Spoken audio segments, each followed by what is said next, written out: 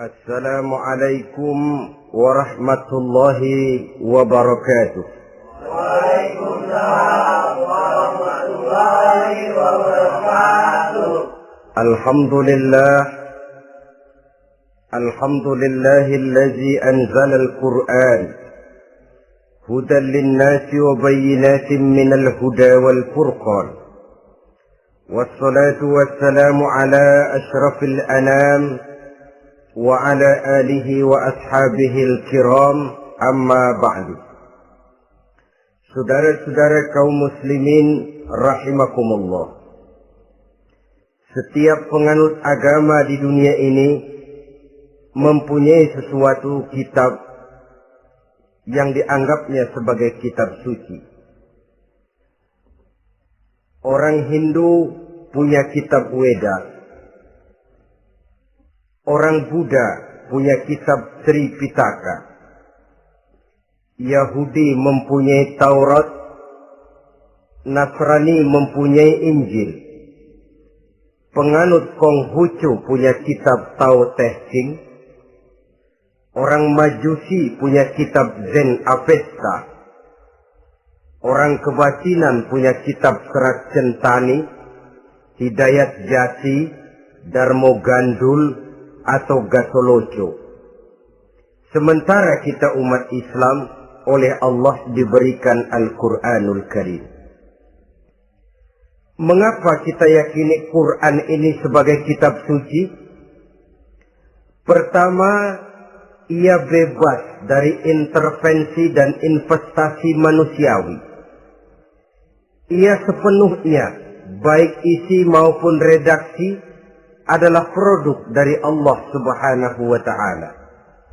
Kita yakini Quran kitab suci karena sampai hari ini belum ada seorang pun yang sanggup membuat seperti itu. Suatu kitab hanya dinamakan suci kalau dia bersih dari investasi dan intervensi manusia. Al-Quran ini sejak turunnya 14 abad yang lalu telah menantang. Wa in kuntum fi raibin mimma nazzalna ala abdina fa'tu bi suratin min misli. Apabila kamu ragu-ragu terhadap kebenaran Quran yang kami turunkan kepada hamba kami Muhammad, atau kamu menyangka Quran itu cuma bikinan Muhammad saja, cobalah kamu buat satu surah saja semacam Al-Quran. Apabila kamu tidak mampu melakukannya seorang diri, wada'u syuhada'akum, ajak seluruh teman-temanmu. Sejak tantangan ini turun 14 abad yang lalu, sampai hari ini, tidak seorang pun yang sanggup membuat satu surah saja semacam Al-Quranul Karim. Barangkali belum pernah ada yang coba-coba. Sudah. Di antaranya apa yang dilakukan oleh Musailamah Al-Kadzab. Dia mencoba membuat satu surah semacam Al-Quran yang kalimatnya sudah berbentuk bait-bait syair, tapi isinya jauh panggang daripada api. Yang kedua, kita yakini Quran sebagai kitab suci karena isi dan ajarannya sesuai dengan fitrah manusia. Suatu kitab dinamakan suci kalau ajarannya sejalan dengan fitrah manusia. Misalnya, manusia secara fitrah, kalau dia laki-laki, normal nafsu kepada perempuan, itu fitrah. Perempuan suka kepada laki-laki, itu fitrah. Kalau ada kitab suci, tapi melarang manusia untuk kawin, kesuciannya perlu diselidiki. Quran kitab suci sejalan dengan fitrah manusia, maka ia menganjurkan manusia yang mampu untuk melangsungkan perkawinan. Contoh lain, secara fitrah manusia perlu makan. Kalau ada kitab suci yang melarang manusia puasa saja siang malam terus menerus, itu kan sama juga nyuruh orang mati. Quran sesuai dengan fitrah manusia. Maka dalam Islam puasa wisol, puasa ngableng apa itu istilahnya, puasa nyambung, Dari pagi sampai sore, sampai malam, sampai pagi lagi puasa terus. Bukan saja tidak boleh, malah haram hukumnya. Kenapa? Itu bertentangan dengan fitrah manusia. Yang ketiga, kita yakini Quran sebagai kitab suci karena isinya tidak kontroversial. Isinya tidak saling bertentangan satu sama lain. Di ayat manapun, Quran mengajarkan Allah itu Esa. Satu kali dia berkata haram, dia akan tetap berkata haram. Isinya tidak kontroversial. Sebab kalau ada kitab suci, di satu pihak mengajarkan Tuhan Esa, di lain ayat mengajarkan Tuhan 3, di lain ayat lagi mengajarkan Tuhan 4, kitab kacau namanya. Bagaimana suatu kitab bernama suci kalau isinya kontroversial satu dengan lainnya? Dari 3 kriteria inilah kita yakini Quran sebagai kitab suci. Masalah yang akan kita bicarakan pada pertemuan kita kali ini, bagaimana sikap kita terhadap Al-Quranul Karim sebagai kitab suci.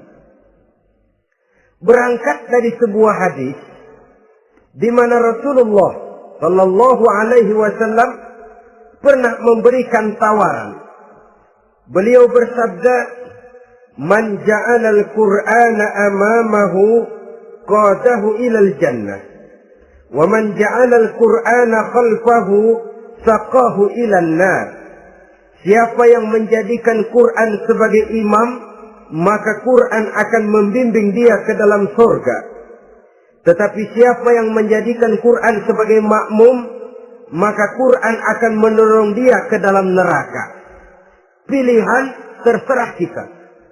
Siapa yang menjadikan Quran sebagai imam, ditempatkannya Al-Quran di depan, dia ikuti petunjuk dan ajaran Al-Quran, maka Quran akan membimbing dia ke surga.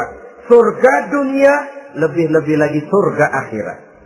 Tetapi sebaliknya, siapa yang menempatkan Quran di belakangnya, dia belakangi Al-Quran, dia belakangi perintah dan ajaran-ajaran Al-Quran, dia perturutkan hawa nafsunya dalam kehidupan ini, maka Quran akan mendorong dia ke dalam neraka. Ya, neraka dunia, lebih-lebih lagi neraka akhirat. Pilihan terserah kita. Saya mau tanya, kira-kira Quran dalam hidup kita jadi imam apa jadi makmum? Imam apa makmum?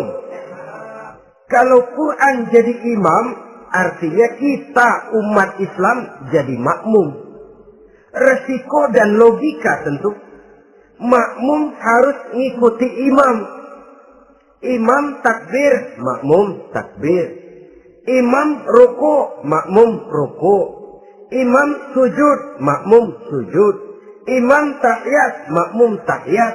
Itu namanya Quran jadi imam, kita jadi makmum.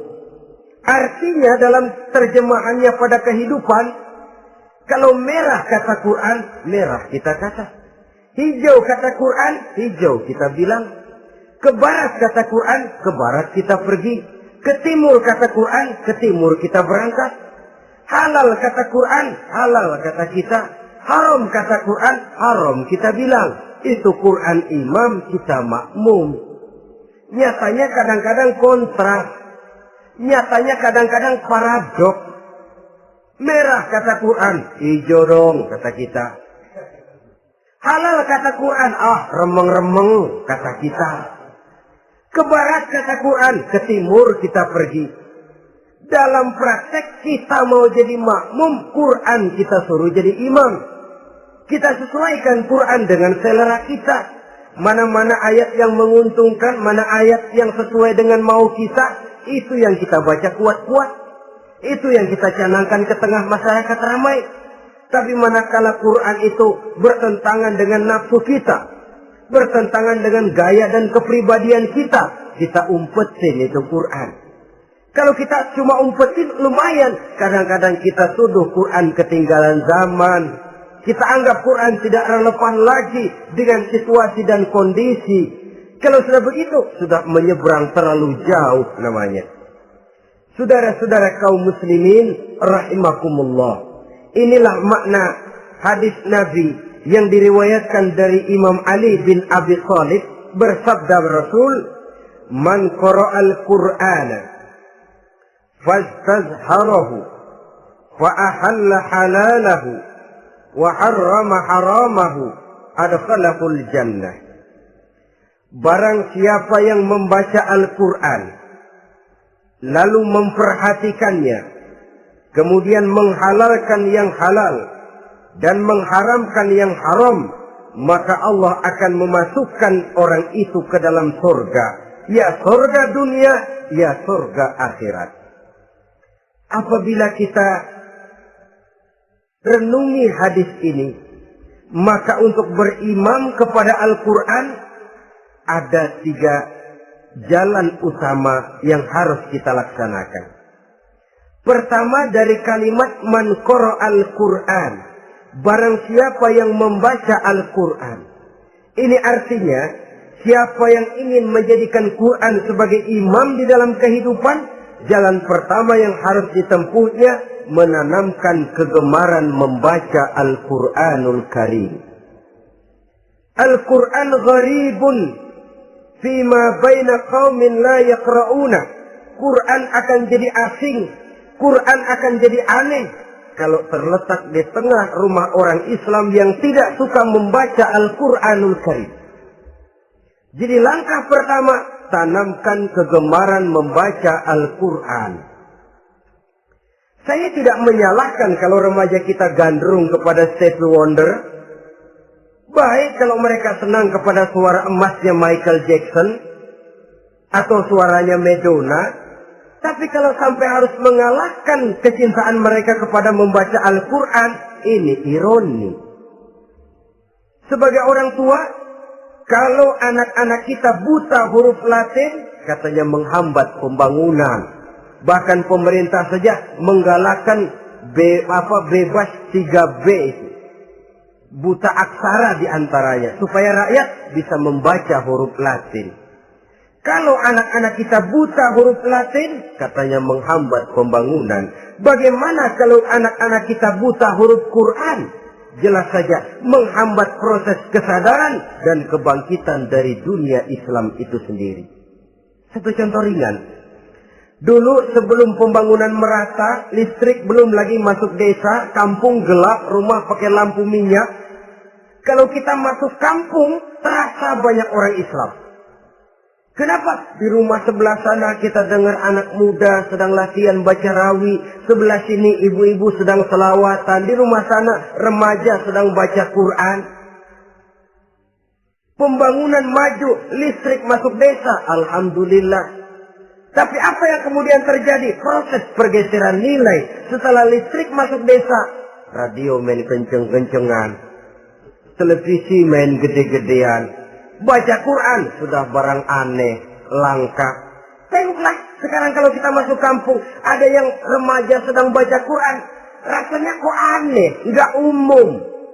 Sesuatu yang baik malah menjadi nilai-nilai keanehan. Saudara-saudara kaum muslimin rahimakumullah, tanamkan kegemaran membaca. Dalam satu hadis Nabi pesan, nawiru buyutakum bitilawatil Quran. Sinari rumah tanggamu dengan bacaan Quran. Sebab listrik ini cuma bisa menerangi gelap, tapi tidak akan sanggup menerangi hati manusia. Quran produk Allah dibaca dalam segala keadaan, tepat dan pantas. Lihat saja, orang sedih baca Quran, terhibur. Orang gembira baca Quran, tidak lupa diri. Di rumah mewah ada yang baca Quran, bagus. Di gubuk reot di pinggir kali ada yang baca Quran, cocok. Orang kawin dibacakan Quran, bagus. Orang mati dibacakan Quran, tidak jelek. Dalam segala keadaan, in all season, bahasa kerennya, dia pantas dibaca. Saudara-saudara, bahkan orang sakit gigi pun kalau dengar baca Quran, tidak marah. Coba lihat. Dia senang benar lagu Michael Jackson, tapi giliran sakit gigi. Coba setelin lagu Michael Jackson, kalau nggak mencah-mencah. Kamu gila apa nggak tahu saya lagi sakit gigi? Tapi coba bacakan Quran. Dia pasti tidak marah. Begitu besar daya pengaruhnya. Bahkan Abu Jahal sama Abu Lahab pernah rapat. Kata Abu Jahal sama Abu Lahab, Mas Lahab, gini loh Mas. Kenapa? Ini saya pikir-pikir salah satu yang menyebabkan kenapa saudara kita banyak ikut ajaran Muhammad. Mereka kalau sudah dengar bacaan Quran terpesona. Jadi kita blokir saja. Caranya gimana? Kasih pengumuman kepada Quraisy, jangan sekali-kali mau dengerin Muhammad baca Quran. Kamu juga jangan. Dan kamu, saya pun begitu. Mari kita janji, tidak mau dengar bacaan Quran. Salaman. Pulang ke rumah masing-masing. Dapat 1 hari tahan, 2 hari bertahan, 3 hari, seminggu ke atas. Abu Jahal mulai ada semacam rindu. Kangen pengen dengar ayat Quran. Karena secara pribadi dia mengakui keindahan gaya bahasanya jauh lebih tinggi dari kemampuan penyair Quraisy. Isi ajarannya sangat dalam dan menyentuh segi-segi kehidupan manusia.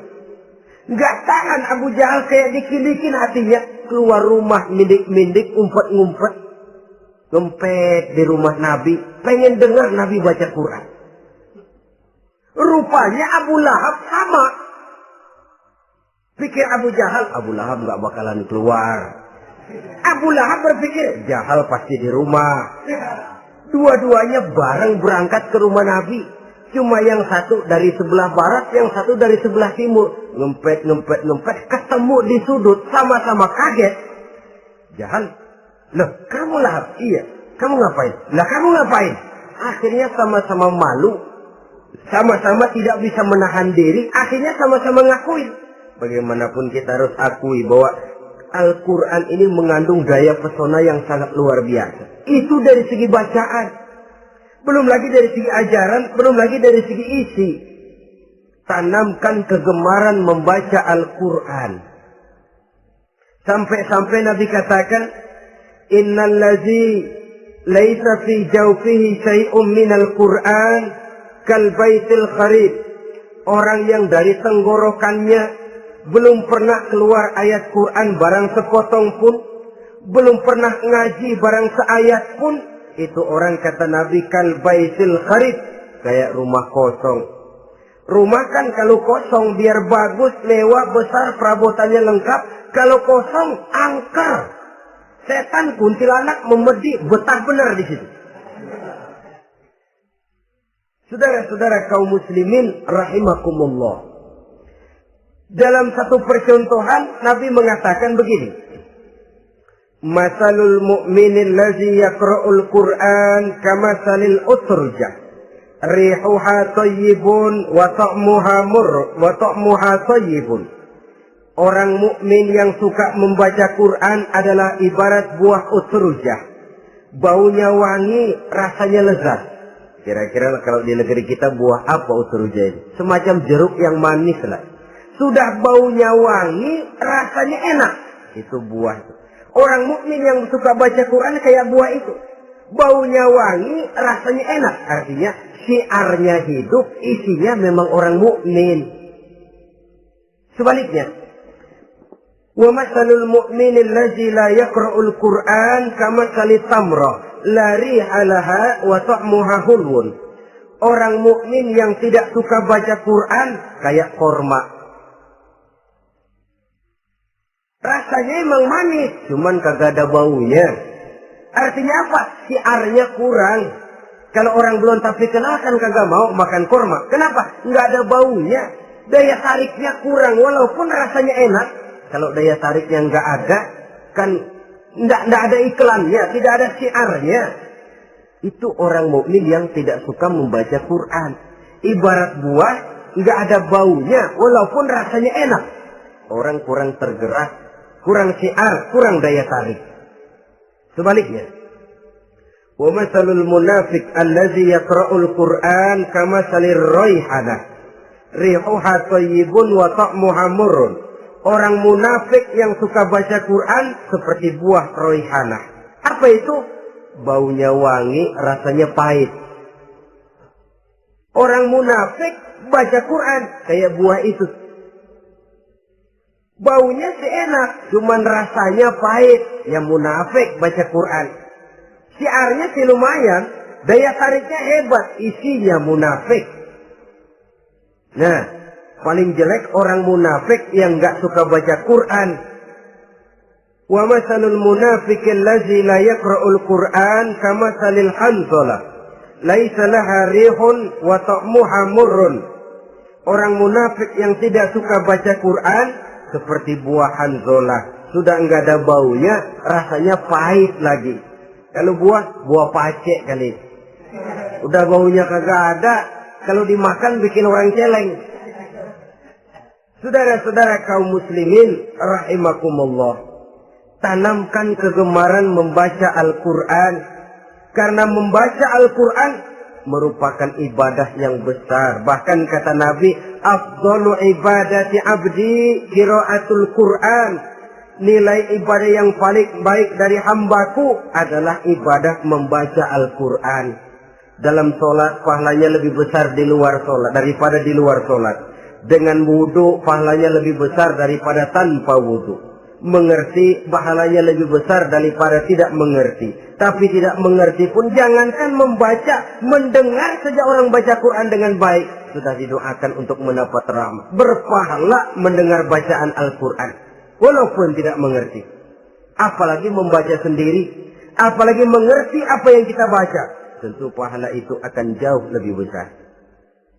Ini yang pertama, tanamkan kegemaran membaca Al-Quranul Karim. Yang kedua, dalam hadis tadi, fastazharuhu, man qara'al Qur'ana fastazharuhu. Siapa yang membaca Al-Quran kemudian memperhatikannya. Jadi kalau kita mau berimam kepada Al-Quran, setelah menanamkan kegemaran membaca, yang kedua, perhatikan, pahami isinya.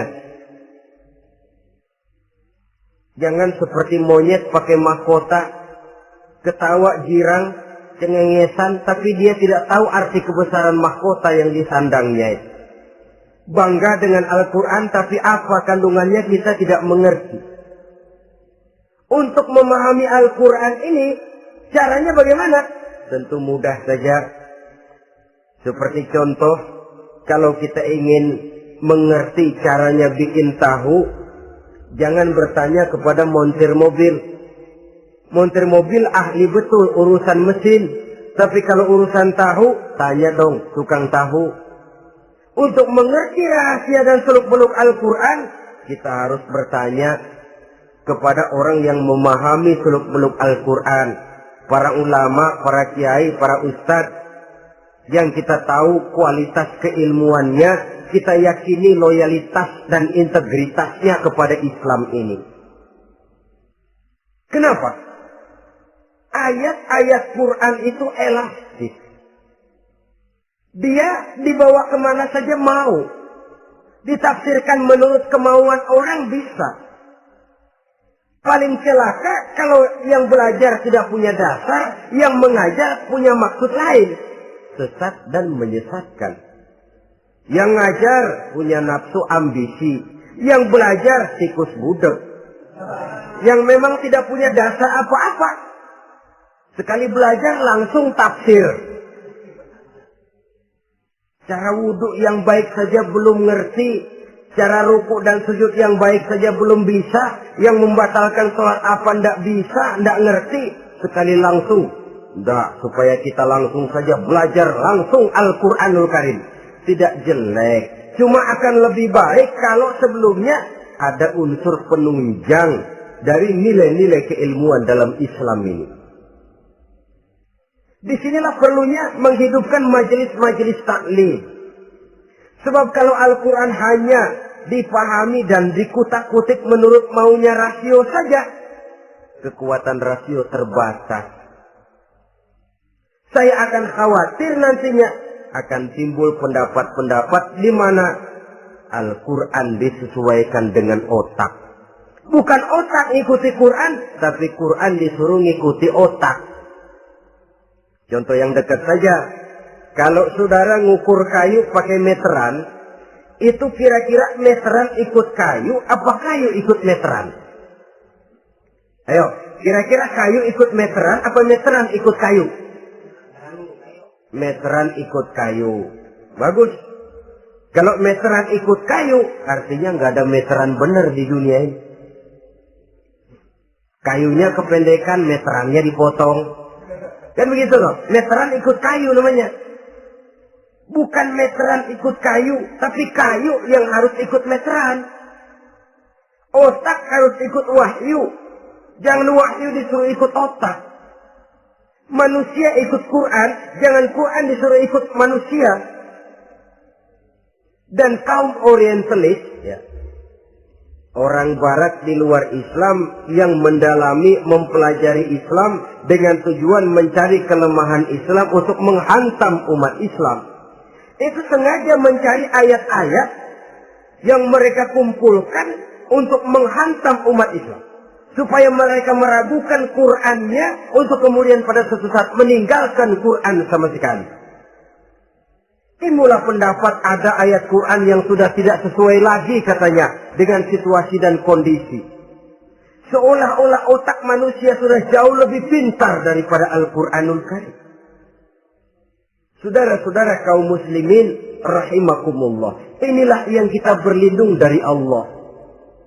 Sebab secara demikian dengan kata lain kita secara tidak sadar sudah mengurangi kemahamutlakan dan kesempurnaan dari Allah Subhanahu wa taala. Untuk memahami Al-Qur'an maka kita harus bertanya kepada ahlinya, mengaji, menghidupkan majelis-majelis taklim. Jangan sampai Al-Quran menjadi awam di tengah masyarakat Islam sendiri. Ini jalan yang kedua, memahami isinya. Sehingga dengan demikian, manakala Al-Quran dibacakan orang, pemikiran kita tidak lagi terpusat kepada kemerduan suara orang yang membaca, tapi tertuju kepada isi yang dikandungnya. Sehingga dalam kondisi semacam itu, boleh jadi tiap kali dibacakan Al-Quran, nilai iman makin tambah. Kita dengar orang baca, Alam taro kaifa fa'ala rabbuka bi ashabil fil. Terbayang oleh kita bagaimana Raja Abrahat dengan pasukannya mau menghancurkan Ka'bah. Bagi Allah cukup menurunkan burung ababil, hancur lebur Abrahat, raja besar dengan seluruh pasukan gajahnya. Berantakan dibuatnya cuma dengan burung ababil. Allah maha besar, Allah maha kuasa. Tambah iman. Kalau tidak, ya seperti yang banyak terjadi. Quran menceritakan azab, kita malah kesenangan. Walakum azabun alim. Kamu akan mendapat azab yang pedih. Kita teriak di pojokan, toyib, toyib. Allah, alhamdulillah. Digambarkan azab malah baik-baik. Bahwa kita suka, kita gemar kepada bacaan Quran dengan suara yang merdu, alhamdulillah. Akan lebih baik lagi kalau kita mengerti apa yang dibacanya. Sebab perintah membaca tersirat makna perintah untuk memahami. Perintah memahami tersirat makna untuk mengamalkan. Dengan kata lain, kita hanya bisa mengamalkan Quran dengan baik kalau kita mengerti isinya. Kita hanya bisa mengerti isinya kalau kita rajin membacanya. Baik membaca yang tersirat, baik membaca yang tersurat dengan petunjuk para alim ulama, para kiai, dan orang-orang yang ahli di bidang itu. Saudara-saudara kaum muslimin rahimakumullah, inilah jalan kedua. Upayakan memahami isinya. Hidupkan kajian-kajian agama. Hidupkan majelis-majelis taklim. Jangan sampai Al-Quran asing di hati kita sendiri. Jangan sampai kita awam terhadap makna kandungan dan ajaran Al-Quran. Sementara kita yakini bahwa dialah yang akan bisa membimbing kita menuju kebahagiaan sejak dari dunia sampai ke akhirat nanti.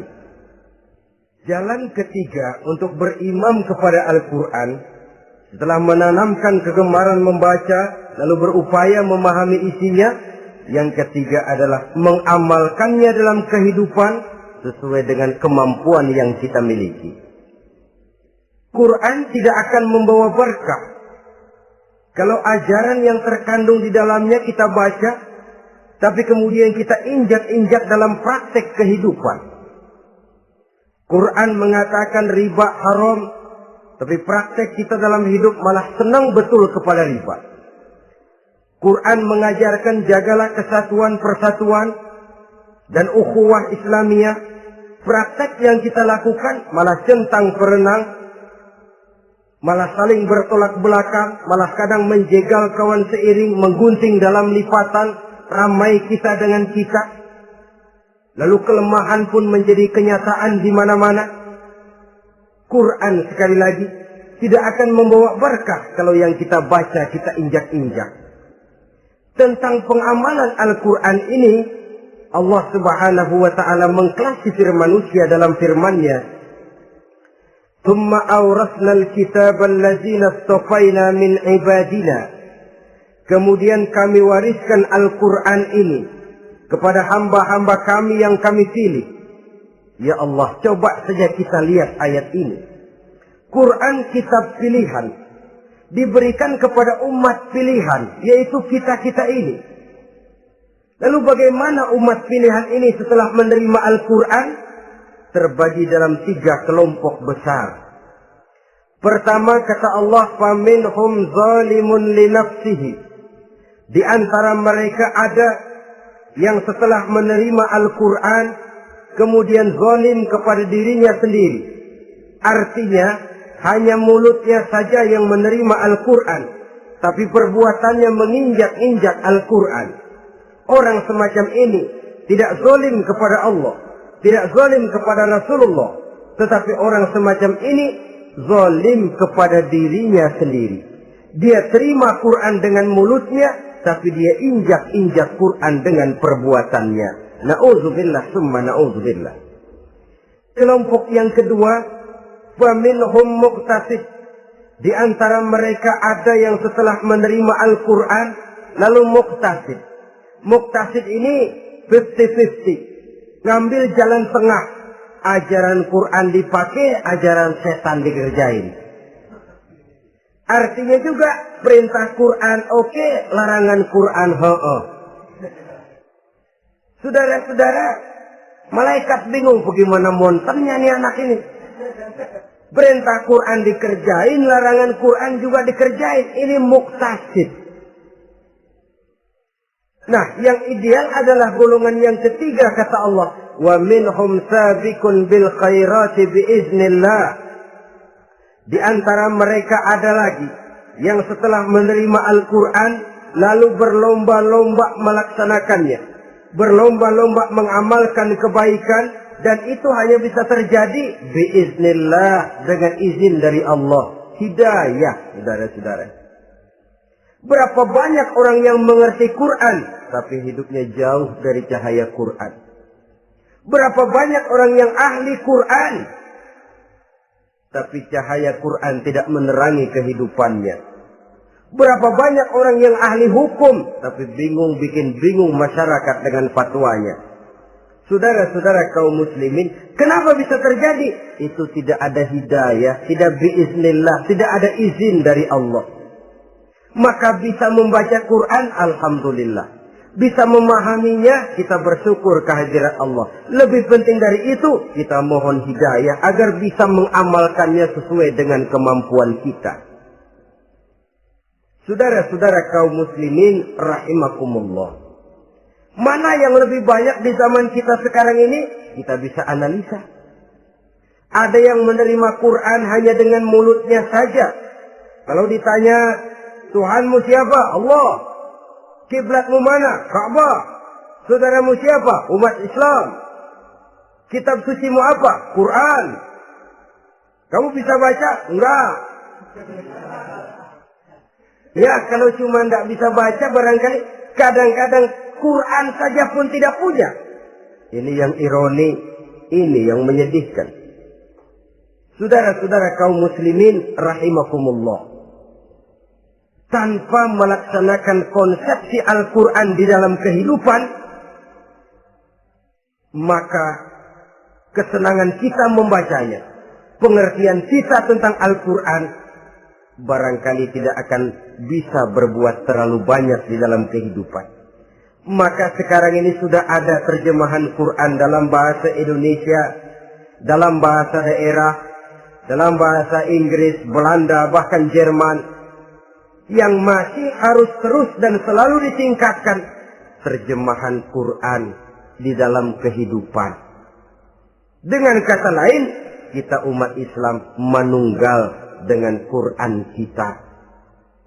Jangan cuma jadi kebanggaan Islam tinggi, tidak ada yang lebih tinggi dari Islam. Quran kitab suci, tidak ada yang bisa menandinginya. Qurannya, tapi umatnya, kadang-kadang kita ini jauh panggang daripada api. Kita bersyukur musabaqah tilawatil Quran dihidupkan dengan biaya bermiliar rupiah. Sejak dari tingkat kelurahan, kecamatan, wali kota, provinsi, sampai kepada tingkat nasional, untuk menanamkan kegemaran membaca Quran. Setelah itu, hendaknya diadakan peningkatan dengan upaya memahaminya. Sehingga pada suatu saat, boleh kita adakan musabaqah pengamalan Quran. Hadiahnya sudah langsung dari Allah sendiri. Ini yang kita perlu berlomba mengamalkan ajaran Quran. Sabiqun bil khairat, berlomba mengamalkan ajaran-ajaran Al-Quranul Karim. Nah, oleh karena Al-Quran ini dalam bentuknya yang umum kadang-kadang hanya menjelaskan satu persoalan secara global, kita memerlukan tuntunan sunnah dari Rasulullah Sallallahu Alaihi Wasallam. Umpamanya, Quran hanya mengajarkan aqimis sholat, dirikan sholat. Caranya bagaimana? Tidak ada cara sholat dalam Quran. Dari mana kita tahu cara sholat? Dari sunnah. Itu sebabnya selain Al-Quran sebagai sumber utama, kita memerlukan sunnah. Bahwa sholat pakai takbiratul ihram di Quran tidak ada. Bahwa sholat pakai tahiyat dalam Quran tidak ada. Jadi kalau orang cuma Quran saja, tidak ada sunnah itu, ya bagaimana kita bisa sholat? Quran cuma mengatakan wa atimul hajja wal umrata lillah, laksanakan haji dan umrah karena Allah. Bagaimana manasik haji? Bagaimana cara sa'i? Bagaimana cara wukuf? Bagaimana cara melontar? Tidak ada dalam Quran. Yang memuat itu tidak lain sunnah. Untuk memahami Quran dan sunnah ini, kita memerlukan orang yang menguasai Quran dan sunnah. Oleh karena itu, kita perlu petunjuk kepada para ulama. Itu sebabnya Quran sendiri mengatakan, wa in tanaza'tum fi syai'in farudduhu ila Allahi wa rasulih. Apabila kamu berbeda pendapat tentang suatu persoalan, kembalikan kepada Allah dan Rasulnya. Kembalikan kepada Allah artinya kembalikan kepada Quran. Kembalikan kepada Rasul maksudnya kembalikan kepada sunnah. Siapa yang mengerti Quran dan sunnah? Para ulama yang kualitas ilmunya kita yakini, loyalitas dan kredibilitas serta integritas keislamannya bisa menjadi panutan. Saudara-saudara kaum muslimin rahimakumullah. Dengan demikian, kalau orang berkata langsung saja memahami Quran, sekarang kan sudah banyak terjemahannya, tidak usah lewat ulama-ulamaan.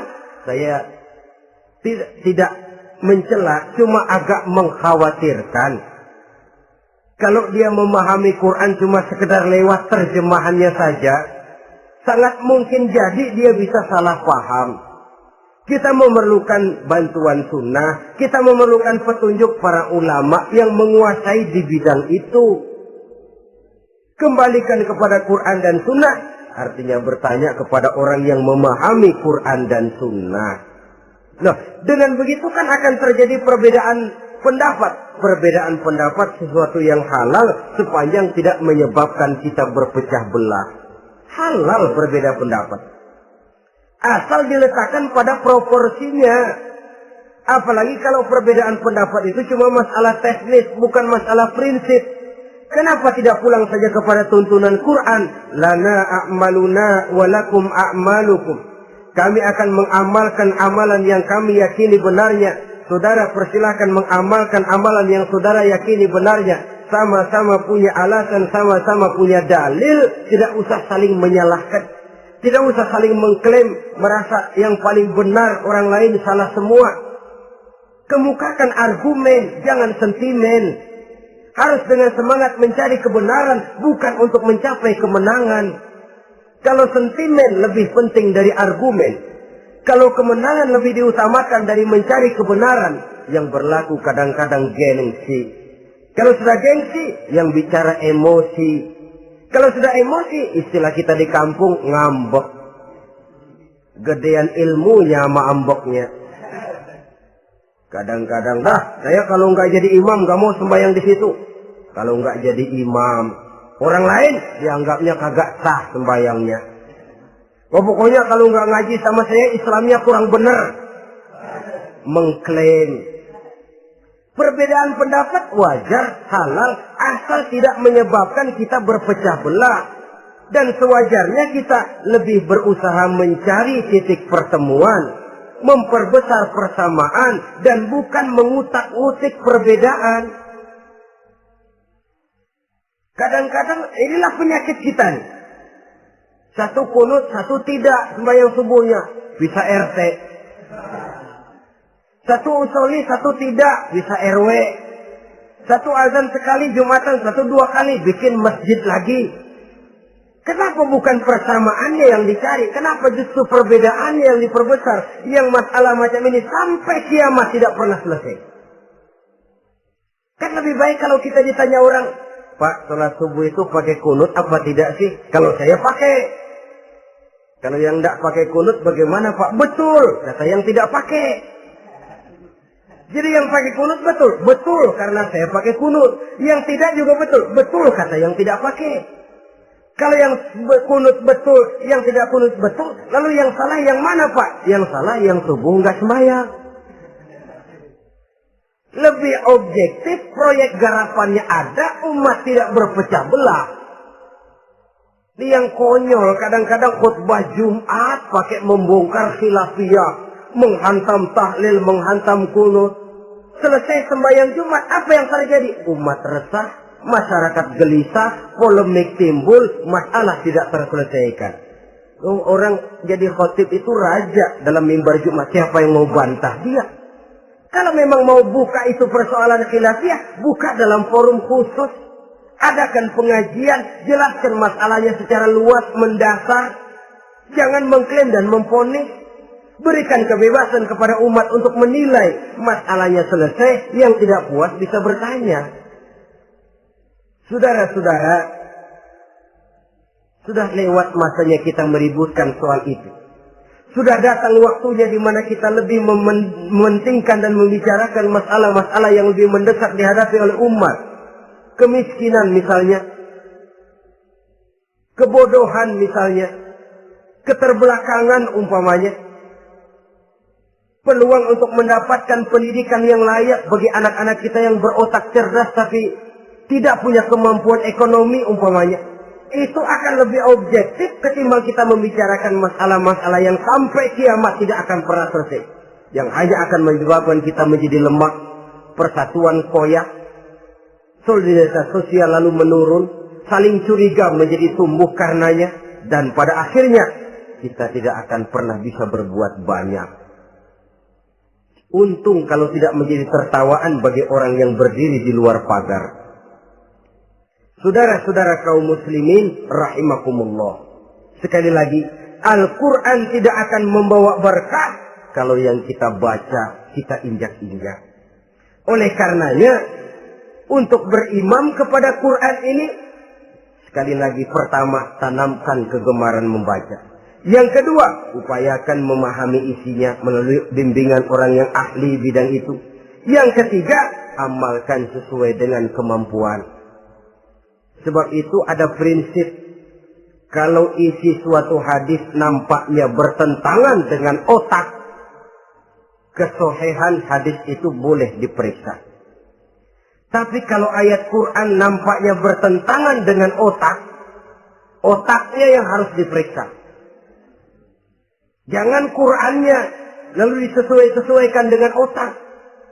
Sebab kalau kita sudah berani berteori, ada ayat Quran yang tidak sesuai dengan keadaan. Ayat yang mana? Yang ini. Tahun depan tambah lagi. Tahun depan tambah lagi. Makin lama makin habis Al-Quran itu.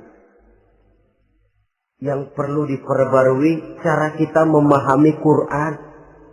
Bukan dengan mengemukakan teori ayat Quran kehilangan relevansi. Cara kita memahami barangkali yang kurang relevan. Dalam situasi, dalam konteksnya dengan situasi dan kondisi. Jangan lupa, Al-Quran ini kan untuk semua umur. Dia bisa dipahami secara filosofis, dia bisa dipahami dengan kacamata orang awam. Tingkat kemampuan berpikir orang tidak semuanya sama. Kalau semua orang kita mau ajak berfilsafat, merenung dalam-dalam, menerawang tinggi-tinggi, ialah buat mereka yang terjangkau oleh perguruan tinggi. Tapi buat saudara-saudara kita, pedagang-pedagang kecil, petani di desa-desa terpencil, remaja-remaja yang jauh dari sentuhan teknologi canggih, sanggupkah mereka berpikir filosofis? Sementara mereka merupakan bagian terbesar dari kondisi umat ini. Saudara-saudara kaum muslimin, oleh karenanya ditentang membaca, memahami dan mengamalkan. Rasulullah Sallallahu Alaihi Wasallam pernah memberikan sugesti. Beliau bersabda, "In aradtum aisas su'ada," apabila kamu menginginkan kehidupan yang bahagia, hidup seperti hidupnya orang-orang yang bahagia, dan tentu ini keinginan kita semua. Wa mautas syuhada, dan menginginkan mati sebagai matinya para syuhada, para pahlawan pembela agama, orang yang mati syahid. Wah, ini sudah tidak duanya ini. Hidup mulia, mati syahid. Dapat dua-duanya. Wan najata yaumal hasri, dan ingin mendapat keselamatan pada hari hasyar, hari pengumpulan manusia di padang mahsyar. Wa zilla yaumal harri, dan mendapat perlindungan dari Allah pada hari yang sangat panas. Wal huda minadh dhalalah, dan mendapat petunjuk dari kesesatan. Nah, ini keinginan semua orang. Kan yang kita cari apa sih? Hidup bahagia.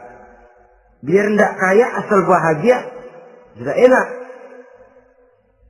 Lalu apalagi? Matinya sebagai syahid.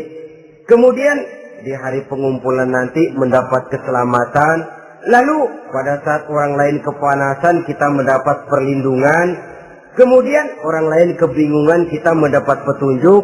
Kalau ini yang diinginkan kata Nabi, resepnya fa'adimu qira'atal Qur'an, maka lazimkan, biasakan olehmu membaca Quran.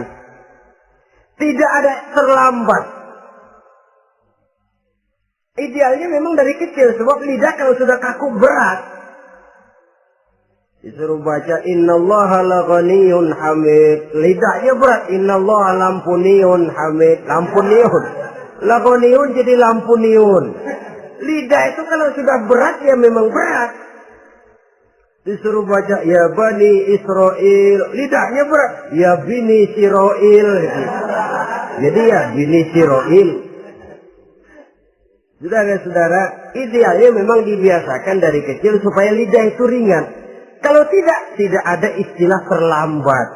Saya malu Pak, belajar alif-alifan udah gede. Ya jangan alif-alifan, alif beneran. Alif-alifan kapan bisa ya? Alif beneran yang dipelajari. Tidak ada istilah terlambat, tidak ada istilah malu untuk belajar Al-Quran ini. Saudara-saudara kaum muslimin rahimakumullah. Ini sugesti untuk menanamkan kegemaran membaca. Lalu sugesti untuk memahaminya. Tentu banyak ayat, banyak hadis. Mengapa tidak di antara kamu sekelompok orang yang berangkat untuk memperdalam, memahami agama? Falaula nafaro min kulli firqatin minhum ta'ifatun liyatafaqahu fid din. Di tengah kelompok orang yang berangkat belajar teknologi canggih, di tengah grup orang yang mendalami ekonomi, di tengah kelompok orang yang membidangi hukum, di tengah kelompok orang yang sibuk meneliti ilmu-ilmu kedokteran, mengapa tidak ada kelompok orang yang secara takhasus liyatafaqahu fid din, mendalami agama ini, mendalami Quran ini, harus ada. Lalu sugesti untuk mengamalkan Al-Quran kelihatan dari peringatan Allah yang kita bisa temukan pada surah Thaha ayat 124 sampai dengan 127. Wa man a'rada an zikri, barang siapa yang berpaling dari peringatanku, kata Allah, barang siapa yang berpaling dari Al-Quran ini, dia terima Al-Quran, dia imani Quran, tapi dia berpaling dari ajarannya, dia injak-injak apa yang seharusnya dia amalkan, dia perturutkan hawa nafsunya, maka kata Allah, fa inna lahu ma'isyatan dhanka, dia akan diberikan satu penghidupan yang sempit. Inna lillahi wa inna ilaihi raji'un. Diberikan hidup yang sempit. Kalau hidup sudah terasa sempit, bagaimanapun luasnya rumah, sempit. Kalau hidup sudah terasa sempit, bagaimanapun banyaknya harta, sumpek. Kalau sudah hidup ini terasa sempit, bagaimanapun luasnya pergaulan, tidak ada tempat kita bertanya, melarikan persoalan, membagi rasa. Siapa yang berpaling dari Quran, dia akan diberikan penghidupan yang sempit. Bukan dagangnya tidak untung, bukan kerjanya tidak digaji, tapi kesempitan hati lebih bahaya loh dari kesempitan ekonomi. Itu di dunia. Di akhirat, wa nahsyuruhu yaumal qiyamati a'ma. Di akhirat nanti dia akan dikumpulkan oleh Allah dalam keadaan buta. Ya Allah, ya Rasul. Padahal ke akhirat kita baru tumben.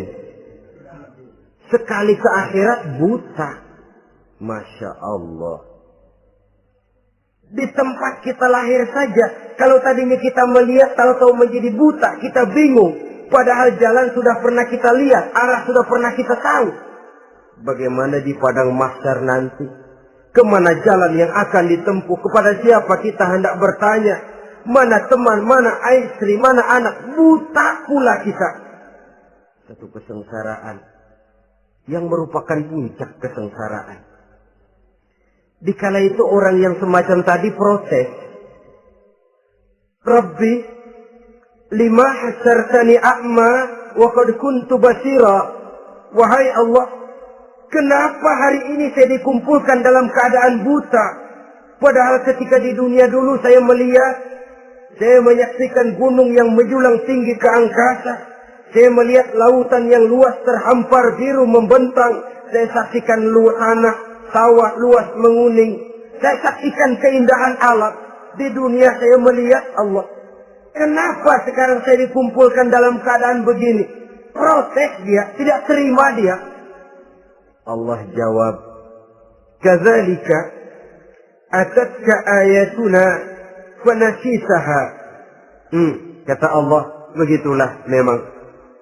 Dahulunya waktu di dunia telah datang ayat-ayat kami kepadamu. Telah turun Al-Quran. Telah datang agama. Fanasisaha. Tapi kamu lupakan dia. Kamu lupakan Quran. Kamu lupakan Islam. Datang ayat, turun Quran, turun agama. Kamu belaga filon. Kamu belaga enggak tahu. Wa kadzalikal yauma tunsa. Maka hari ini pun begitulah kamu dilupakan. Sebagaimana dulu waktu di dunia, kamu telah melupakan ayat-ayatku, melupakan kitabku, melupakan ajaran-ajaranku. Hari ini kamu pun dilupakan. Seolah-olah Tuhan cuma nggak bilang, mereka protes, Tuhan, kenapa saya buta padahal di dunia saya ngelihat. Kata Tuhan, kalau bahasa kita, lu rasain. Lu sih, kenapa dulu di dunia? Pura-pura nggak lihat. Kenapa waktu di dunia? Pura-pura nggak tahu. Kenapa waktu di dunia? Kamu lupakan Quran. Maka hari ini pun engkau kami lupakan. Wa kadzalikal yauma tunsa. Wa kadzalika najzi man asrafa walam yu'min bi ayati rabbih wal azabul akhirati asad wa abqa. Demikianlah kami membalas orang yang berlebih-lebihan, orang yang melampaui batas dan tidak mau beriman kepada ayat-ayat Tuhannya, dan sungguh siksa akhirat itu lebih dahsyat dan lebih kekal. Siksa dunia mungkin kelaparan, kekurangan ekonomi, kekurangan pakaian, tapi berapa hari paling lama seumur manusia? 70 tahun umur kita, ya paling lama begitulah.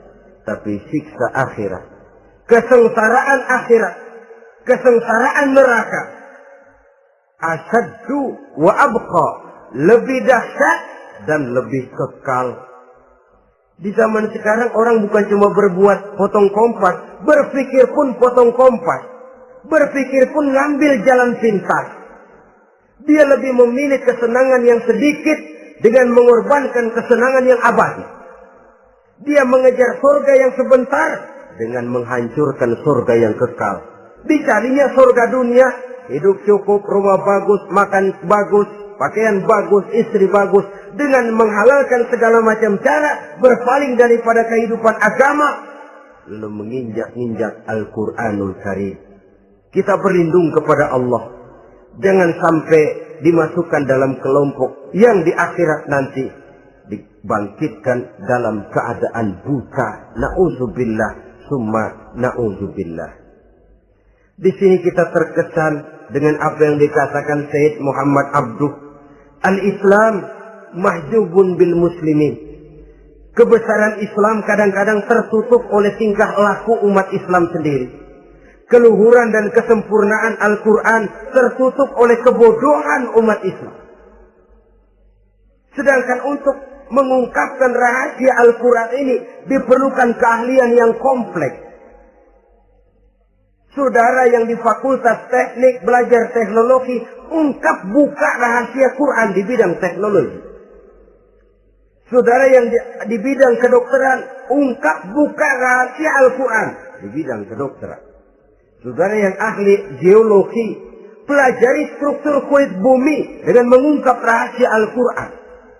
Sehingga pengkajian kita tentang teknologi, pengkajian kita tentang angkasa luar, pengkajian kita tentang anatomi manusia akan berakhir kepada subhanaka ma khalaqta hadza batila. Ya Allah, tidak satu pun yang engkau ciptakan ini sia-sia. Perut bumi mengandung minyak, timah, kekayaan yang berharga untuk manusia.